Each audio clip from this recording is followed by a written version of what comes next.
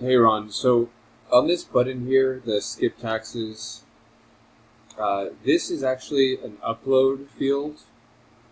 So I'm not sure why, but basically, if they choose this, we would need their resale permit.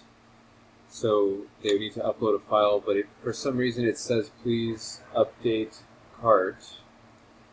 Update the cart.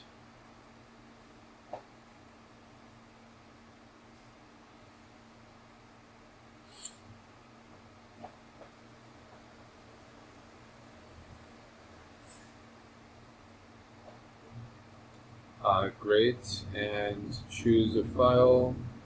Yeah, so if we can just turn that into a button rather than anything else. If possible to not make you update the cart, even better also.